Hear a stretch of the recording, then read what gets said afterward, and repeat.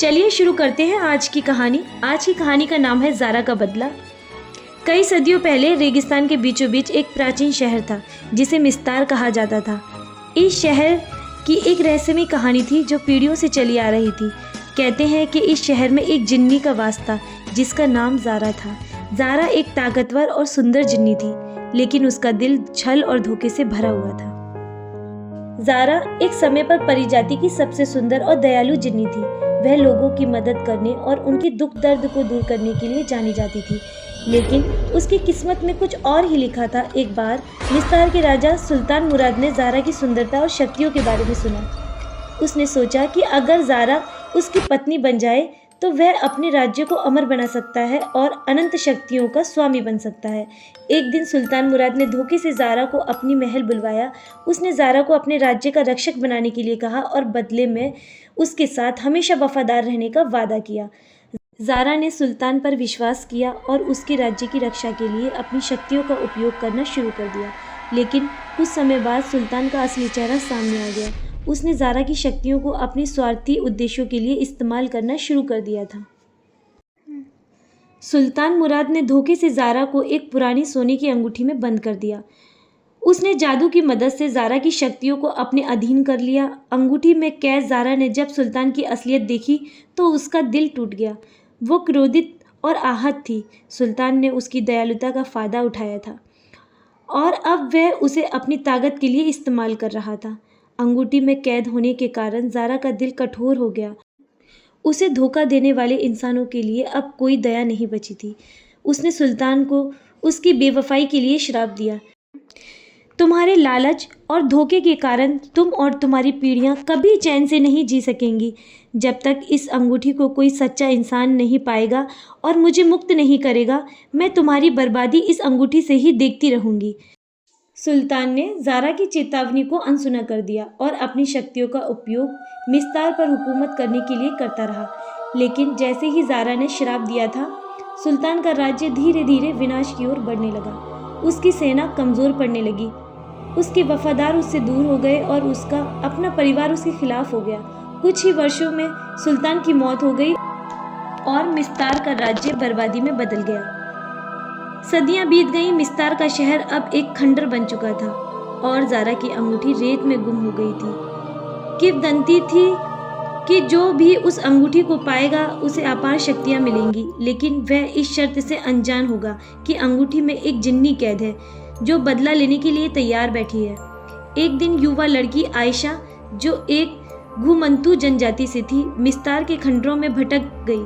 वह एक साहसी और दयालु दिल की लड़की थी जो अपनी जनजाति के लिए पानी की खोज में थी। जब वह खंडरों के बीच चल रही थी तो उसे रेत में चमकती हुई एक अंगूठी दिखाई दी। आयशा ने जिज्ञासावश वह अंगूठी उठा ली और उसे अपने बैग में रख लिया। उस रात जब आयशा अपने तंबू में आराम कर रही थी, अचानक चारों ओर हवा तेज हो गई।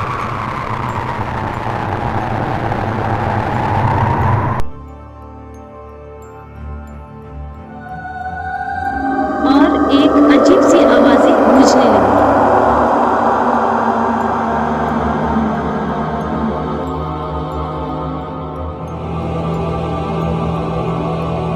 आयशा ने देखा कि उसकी बैग में रखी अंगूठी चमक रही है। उसने अंगूठी को उठाया और ध्यान से देखा। तभी एक जोरदार धुआं निकला और उसकी आंखों के सामने ज़ारा प्रकट हुई। ज़ारा के चेहरे पर क्रोध और पीड़ा का भाव था। उसने आयशा को घूरते हुए कहा, कौन हो तुम जिसने मुझे मेरी कैद से मुक्त किया? आयशा ने साहस से कहा, मैं आयशा हूँ और मुझे नहीं पता था कि इस अंगूठी में कोई कैद है। अगर तुम सच में कोई जिन्नी हो तो मैं तुम्हारी कहानी सुनना चाहूँगी। ज़ारा ने पहली बार किसी इंसान के मुंह से ईमानदारी और जिज्ञासा सुनी। उसने आयशा को अपनी पूरी कहानी बताई और जैसे जैसे वह बोलती गई उसका क्रोध थोड़ा थोड़ा कम होता गया। आयशा ने उसकी पीड़ा समझी और कहा, मैं समझ सकती हूँ कि तुम्हारे साथ अन्याय हुआ है। अगर मैं तुम्हारी कोई मदद कर सकूँ तो मैं ज़रूर करूँगी। आयशा की सच्चाई और दयालुता ने ज़ारा का मन छू लिया। उसने आयशा से कहा, तुम पहली इंसान हो जिसने मुझे दया और सम्मान के साथ बात की है। मैं तुम्हें अपने साथ एक समझौता करने का मौका देती हूँ।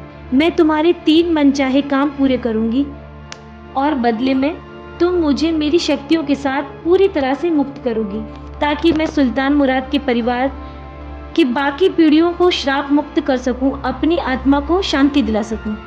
आयशा ने सहर्ष ये समझौता स्वीकार कर लिया। उसने ज़ारा से अपनी जनजाति के लिए पानी का स्रोत मांगा, उनकी सुरक्षा के लिए अनदेखी ढाल और अपनी बीमार माँ के लिए जीवन देने की मांग की। ज़ारा ने अपने जादू से सभी काम को पूरे कर दिए। आयशा ने अपने वादे के अनुसार ज़ारा को उसकी शक्तियों के साथ पूरी तरह से मुक्त कर दिया।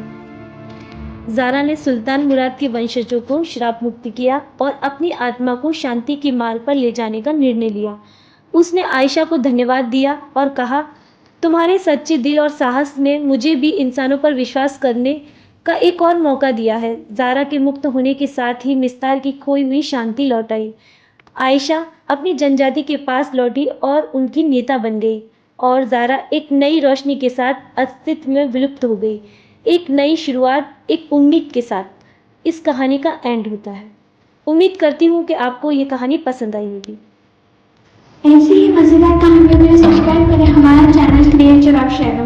अंत तक बने रहने के लिए आपका बहुत बहुत धन्यवाद।